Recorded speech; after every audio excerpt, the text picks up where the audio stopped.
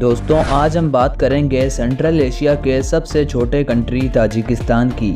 آپ میں سے بہت سے لوگوں نے اس خوبصورت ملک کا صرف نام ہی سنا ہوگا، لیکن آج آپ کو اونچے پہاڑوں اور خوبصورت جھیلوں والے اس شاندار ملک تاجکستان کے بارے میں بہت کچھ جاننے کو ملے گا۔ سینٹرل ایشیا میں موجود تاجکستان دنیا کے ایسے ملکوں میں سے ایک ہے کہ جن کے ساتھ کوئی بھی سمندر نہیں جڑتا، اور ایسے کنٹریز کو لینڈ لاک کنٹری کہا جاتا ہے۔ تاجکستان کو چاروں طرف سے چائنا، افغانستان، ازبکستان اور کرغزستان جیسے 4 الگ کنٹریز نے گھیرا ہوا ہے۔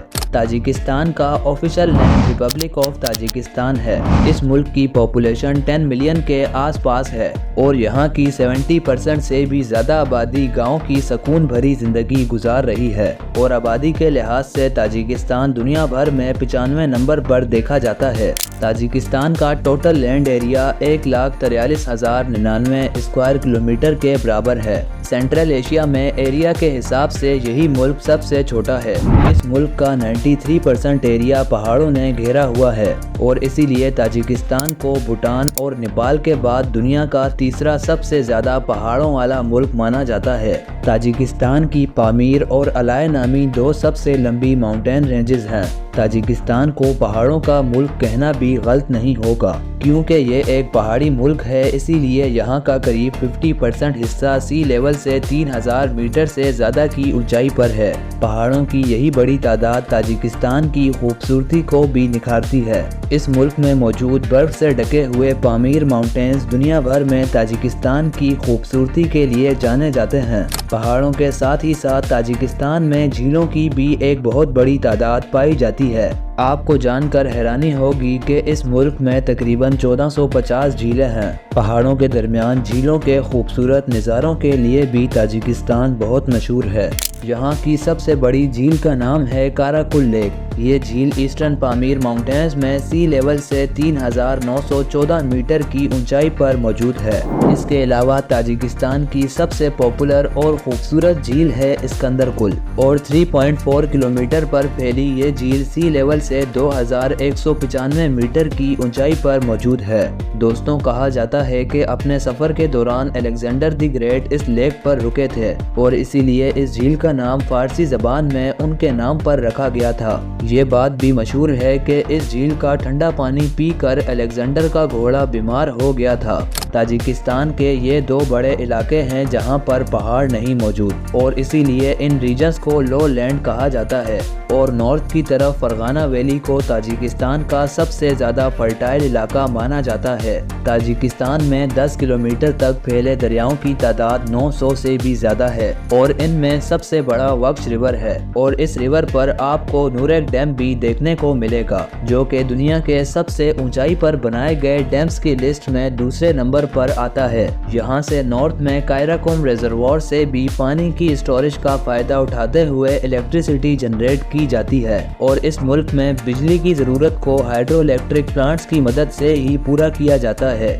تاجکستان کے صرف 3% ایریا پر جنگل دیکھنے کو ملتے ہیں، اور باقی زیادہ تر ویران علاقوں پر پتھریلے پہاڑوں کا راج ہے۔ دوستوں تاجکستان کے 3 اسکلیوز ہیں۔ اگر آپ اس کا مطلب نہیں جانتے تو آپ کو بتا دیں کہ اسکلیو کسی بھی ملک کا وہ حصہ ہوتا ہے جو جیوگرافیکلی ملک کی مین ٹیریٹری سے الگ ہوتا ہے اور کسی دوسرے ملک کے علاقے سے گھیرا ہوتا ہے۔ تاجکستان کے 3 اسکلیوز ہیں، جن میں سے 2 کرغزستان میں پائے جاتے ہیں، جن کا نام لولا زور اور وروخ ہے۔ اس کے علاوہ تاجکستان کا سروان نامی ایک اسکلیو ازبکستان میں بھی موجود ہے، لیکن ایک حیران کرنے والی بات یہ ہے کہ کرغزستان میں سوک نامی ایک اسکلیو ازبکستان کی بھی ہے، مگر ازبکستان کی اس اسکلیو میں 99% آبادی تاجک لوگوں کی ہے۔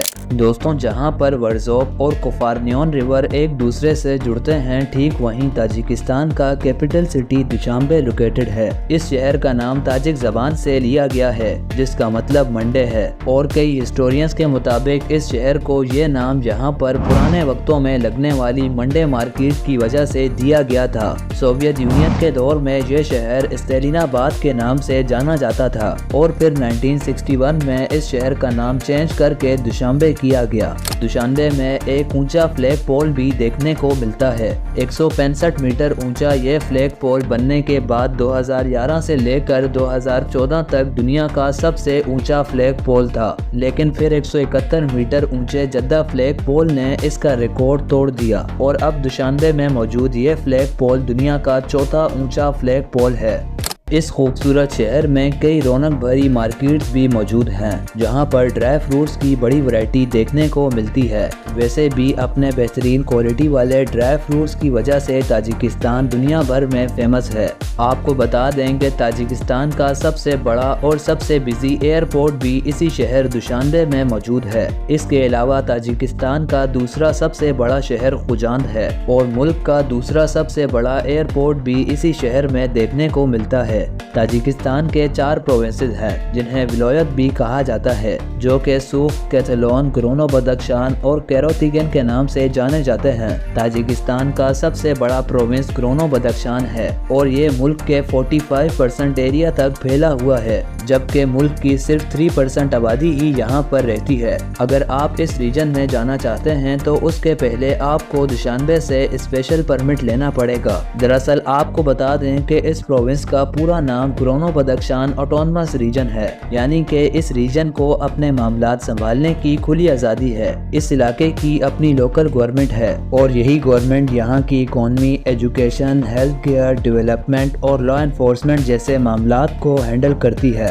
ग्रोनो बदख्शान को इस तरह की आज़ादी देने के पीछे की वजह दरअसल यहाँ की आबादी है, जिनके ट्रेडिशंस और कल्चरल आइडेंटिटीज ताजिक लोगों से बहुत अलग हैं। इसी प्रोविंस में इस्माइल समोनी पीक नामी ताजिकिस्तान का सबसे ऊंचा पहाड़ भी मौजूद है और यहाँ से थोड़ी दूरी पर मौजूद फेडचेंको ग्लेशियर को दुनिया के सबसे बड़े ग्लेशियर्स में गिना जाता है। अगर लैंग्वेजेस की बात करें तो ताजिक इस मुल्क की ऑफिशियल लैंग्वेज है। ताजिक ज़बान फारसी से मिलती जुलती है। यहाँ के लोग आपस में बातचीत करने के लिए भी ताजिक ज़बान का ही इस्तेमाल करते हैं। ताजिक लोग खाने पीने के भी बहुत शौकीन होते हैं। इस मुल्क की नेशनल डिश प्लोव है, जो यहाँ के लोगों को खाना बहुत पसंद है। ताजिकिस्तान के कल्चर में इस डिश को बहुत अहमियत दी जाती है। ताजिकिस्तान में कोई भी त्यौहार या खुशी का मौका इसके बिना अधूरा समझा जाता है। और इसके अलावा ग्रीन टी ताजिकिस्तान का नेशनल ड्रिंक है और ग्रीन टी के साथ ताजिक लोग ब्रेड खाना बहुत पसंद करते हैं। ब्रेड की बात हो ही रही है तो आपको ये भी बता दें कि इस मुल्क के जैसी ब्रेड आपको दुनिया में और कहीं नहीं मिलेगी, क्योंकि ताजिक लोग ही इन खास तरह की ब्रेड्स को बनाने में माहिर हैं।